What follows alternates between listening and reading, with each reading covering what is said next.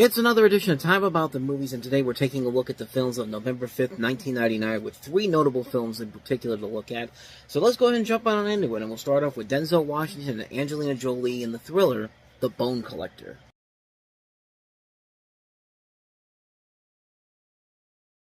So Denzel Washington plays a quadriplegic ex-cop who was looking forward to his assisted suicide when he got the news some sicko was abducting people in a taxi and leaving them to die in particularly sadistic ways. With time counting down between each abduction and possible death, Ryan recruits rather unwilling Amelia Donahue, played by Angelina Jolie, who's haunted by her cop father's suicide and thinking she's next, into working the crime scene to track down the killer. This is based off of a series of books centering around the main character Lincoln Rhyme by Jeffrey Deaver. And you got a lot of good talent here. Denzel Washington, which I've said it time and time again, I consider him to be one of the greatest actor working right now. Angelina Jolie, been a great actress in many of her movies too. Philip Noyes, the director of Clear and Present Danger and Patriot Games and The Saints, really good movies coming out around this time period. So there was a lot of excitement for this particular film, at least for me going into it. But sad to say, it's kind of a formulaic story. I mean, it's really... Washington and Jolie are perfectly fine here. In fact, the cast overall is mostly really good. You also have Queen Latifah, Michael Rooker, Luis Guzman, Leland Orser, Bobby Cannavale, and Ed O'Neill among the cast in here. But the film itself, you could tell they're trying to launch a new franchise of films. You could tell they're trying to launch a new series of films centering around this character because they saw the success of Seven, they saw the success of Silence of the Lambs, and they wanted to have their own thing. But unfortunately, as good as the acting is, it's not enough to save the film from a pretty mediocre serial killer film. This should not be a mediocre serial killer film. You should be invested in what the hell is going on, like who's behind this, who's the culprit, and all that type of stuff. But like I said, the acting overall is what carries the film to being somewhat passable, but they've really had a hard time trying to make this character into a thing. They had this movie, and then they actually had an NBC series that came out around just before the pandemic happened, which didn't really go anywhere, unfortunately. And yeah, this character really has not had the success that he should have had, even though there is possibilities there, but it just doesn't work if you don't have a good enough script to work with here. And, you know, Denzel Washington and Angelina Jolie, they're doing the best they can, but the direction here is just, the writing here is just not helping them in the process.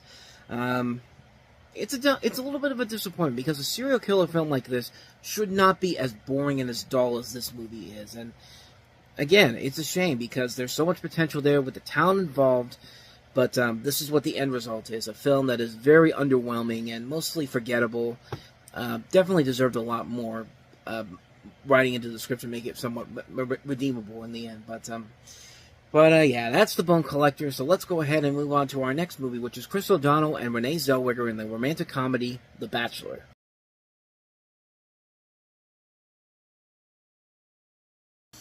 This is not a very good film. You have Chris O'Donnell, who is seeing his single friends get married one by one. He isn't too worried about his girlfriend, played by Renee Zellweger, when she catches the bouquet at his friend's wedding, played by Artie Lang.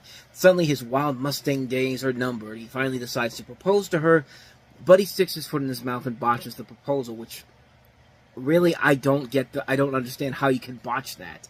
But I mean, bad choice of words maybe, but the way the trailer put it out there, I mean, and I'm getting off topic here, but being insulted by the defeatist proposal, Anne leaves town on an assignment.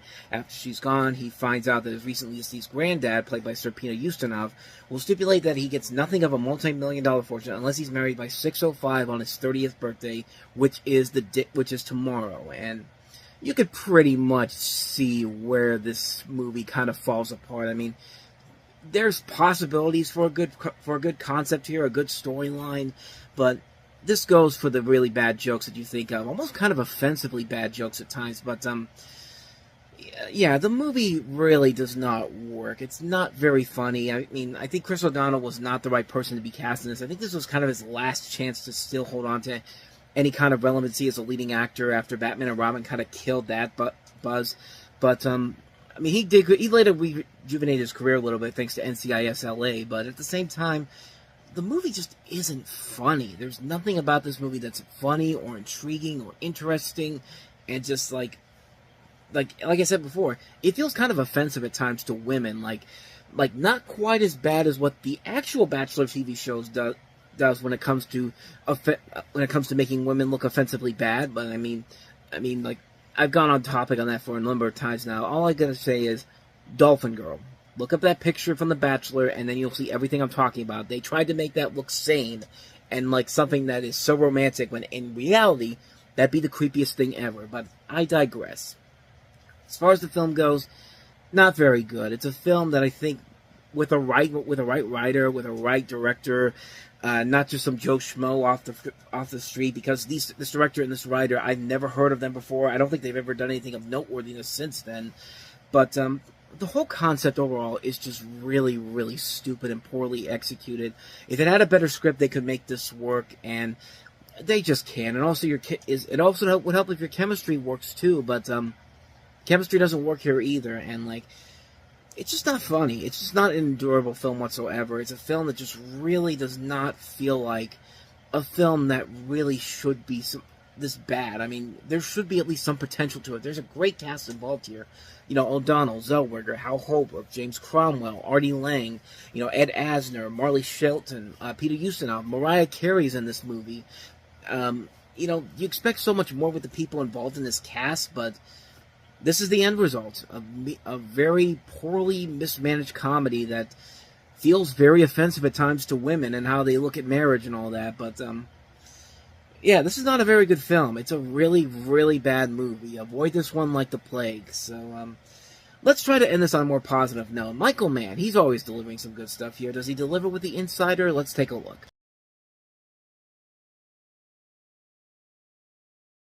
So the story of The Insider, this is based off of a Vanity Fair article called The Man Who Knew Too Much, and it's a fictionalized account of a true story based also on a 60-minute segment about Jeffrey Wingman, who's a whistleblower in the tobacco industry, covering his and CBS producer Lowell Bergman's struggles as they defend his testimony against efforts to discredit and suppress it by CBS and Wingman's former employee.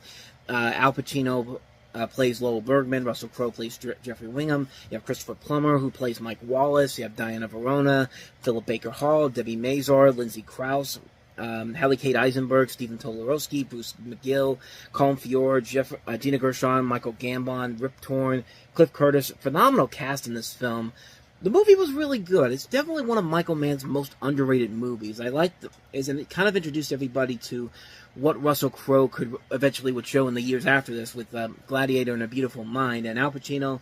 It's Al Pacino doing what Al Pacino does best, but unfortunately the film was not a big hit. In fact, it bombed pretty hard at the box office. I think because they opened it wide. I think they should have just let the buzz on this build with a limited release and then let the people come in around Thanksgiving or around that time when there's no other big movies coming out around that time for adults. But they put this out there in a wide release, and it kind of crashed and burned. It's a $68 to $90 million film, and it only made $60 million back in the long run. So, yeah, it was not seen as a big hit whatsoever, but it is a really good film. It's Michael Mann. Michael Mann does not usually make a ton of terrible movies.